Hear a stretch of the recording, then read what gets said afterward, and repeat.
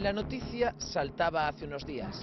En esta casa que ven a mis espaldas, situada en la parroquia gijonenca de Porcello, se producía un descubrimiento asombroso. Eladio, el dueño de la casa, se encontraba plácidamente limpiando su arcón congelador cuando de repente apareció algo que no debería de estar allí. Pero mejor que sea el propio Eladio el que nos narre el suceso.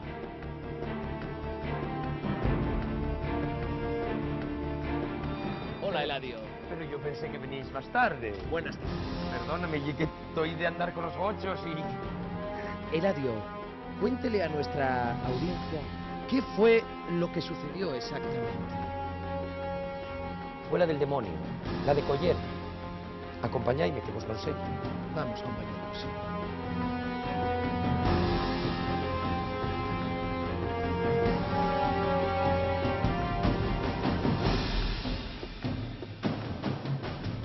Escalofriante. Resulta que el otro día marchó la lluvia.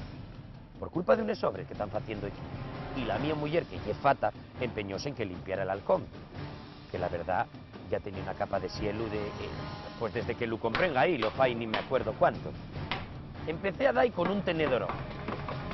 Y di ahí a dolor, hasta que encontré una bolsona plástico con algo dentro. Y adivine lo que encontré. Madre, mira. Mira para ahí cuánta mosca.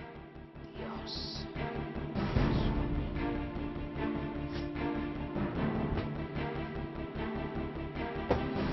Eladio, ¿qué fue lo que encontró ¿Dónde?